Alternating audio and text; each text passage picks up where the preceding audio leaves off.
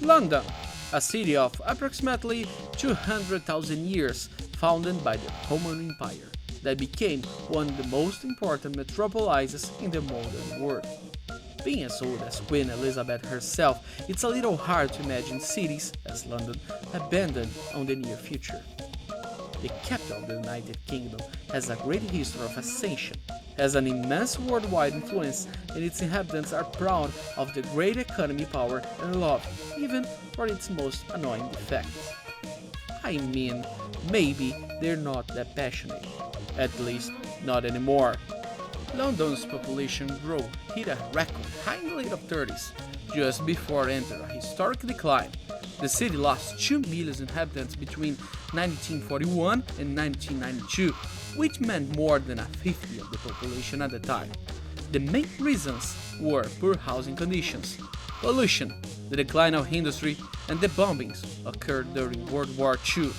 On December 5 of 1952, those who chose to stay in town were surprised by the Great Mist that killed about 4,000 people in less than 4 weeks and continued killing thousands more in the months that followed.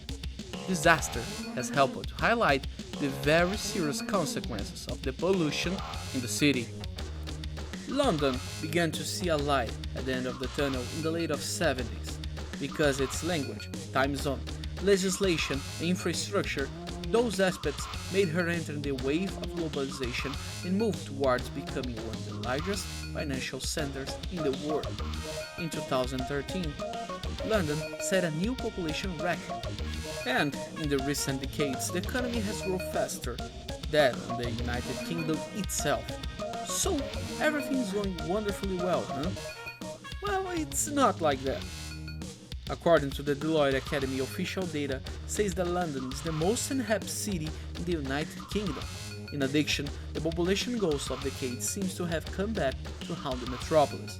According to the BBC, the United Kingdom suffered in 2020 the largest population decline since World War II, and the main city involved in this crisis was precisely London, the place that its inhabitants worshipped and brag about belonging. So, what's going on with London? Is that the fault of the pandemic? And it is possible that the city will win back the hearts of those who left, determined not to return? That's exactly what we're going to look at in this video. Want to learn how to start an internet business? It's no secret to anyone that London has one of the most viable economies in the world. And that's why so many people go to the city to make money. It turns out that according to a BBC article published in the last year, in the last decade, more Britons have left the city than people moved there. It's a difference of slightly more than 500,000 people between those who decide to build life in the city and those who decide to spend their days elsewhere of the United Kingdom. The big problem is that in the recent years the concern about pollution took over the capital. In the article published in The Guardian, Albert tells the reason that led him to leave the city, and the chronic shortage of housing was one of the main.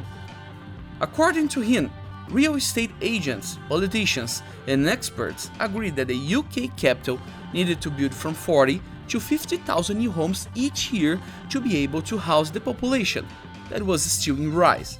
The problem is that in 2014 less than half were built, and with the demand much higher than the offer, the average values of the entry to buy a property arrived at £7,000, which made the dreams of home ownership accessible only for the wealthiest.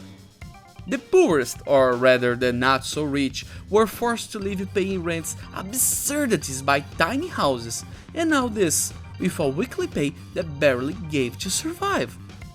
Because with inflation, the middle wage fell from £700 a week to £646 between 2010 and 2014. And even worse, Raphael says that not even the most rich are happy in the city, because there are always the ones with the most money that set the pace of the life of the elite, making them never feel embedded. The author says that maybe The feeling of non-belonging affects more and more people, making them not see the city more with the passionate look of before. He attributes the blame to the government, which according to him is not good for the inhabitants of London. Which begs us to the following question. If it was already so long before the pandemic, what happened during it? It is true that the pandemic did not begin the process of immigration, but it is a fact that it was largely responsible for accelerating the phenomenon. But even if more Britons are going out of London than they arrived, with this change of attitude, the population of the capital continued to grow. This can be explained by two phenomena between 2009 and 2017. The first is the birth rate that exceeds that of mortality, and the second is international immigration that has increased during those years.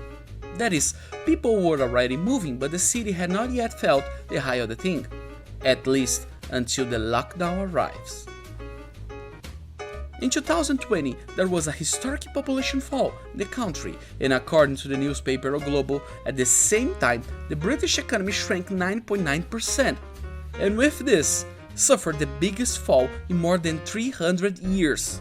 In earlier times, the common was people in their 30s to leave the capital in search for larger, cheaper housing that offered more comfort to their families, while young people in their 20s were coming in search of better opportunities, work by the way.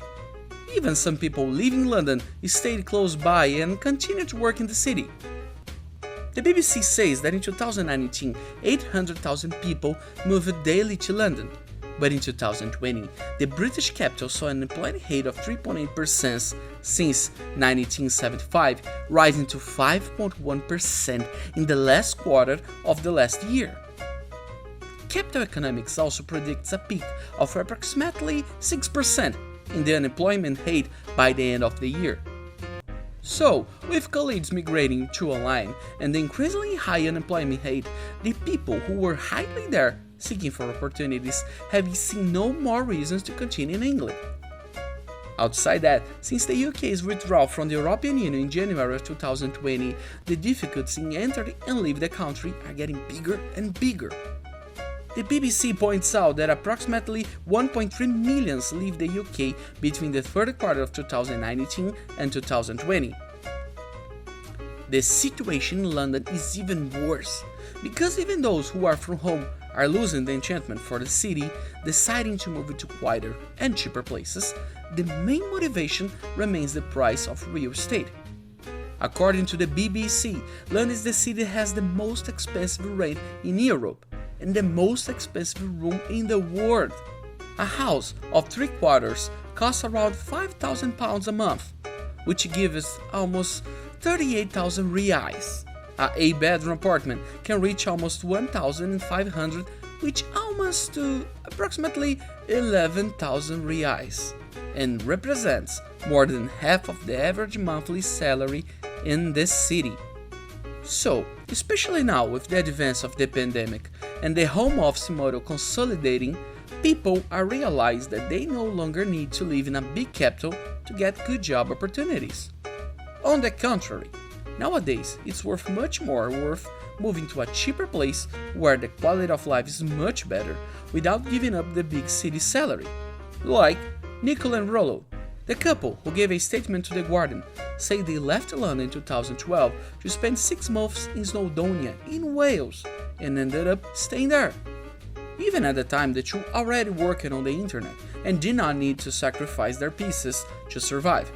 So they represent very well everyone who saw the landscape change in the last 2 years and realized that they no longer had the need to live in London or even close to it to achieve professional success.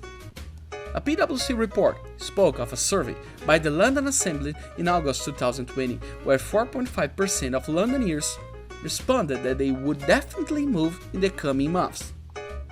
According to King's College London, suggests a fall of 700,000 inhabitants in London during the pandemic, and PwC consultants predict a decline of over almost half of this number by the end of this year.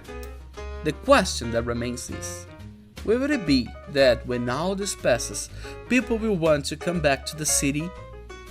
From what it seems, the city stayed in the hearts of many residents resolved by the change.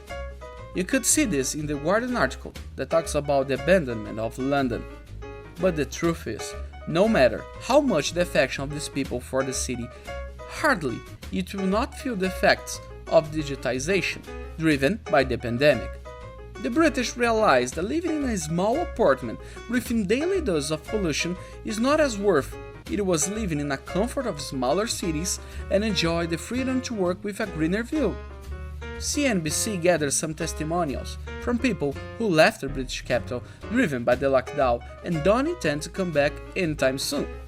Among them, there is Jamie Girvan, who moved to the parents' house of the southwest coast of England in the first lockdown of the United Kingdom, and soon decided to join with his girlfriend and buy a house in Kent, the county, known like the Garden of England.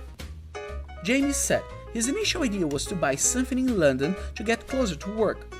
But with the rise of the home office, your priorities have changed, and now having outdoor space seems more attractive than living on the side of the office.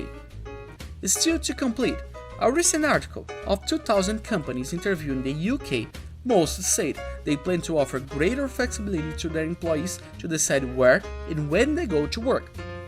71% of employers say that having an employee at home increased the productivity or made almost no difference. The connection between home and work has always existed in the history of mankind, whether in the field or in the cities with industrial revolutions. Remote work has always come in slowly breaking this pattern, but was driven by the need during the pandemic, and in that should never return to normal. On the other hand, the escape from the big cities should generate a low price pressure of everything in the city, but especially housing. Now, for those who work or have a digital business, the options are very broad, so it's hard to tell what things are going to be like from now on. London. Do these people come back later or better, stay away from these big centers? Comments down here that I really want to know. Don't forget to share this video with a friend.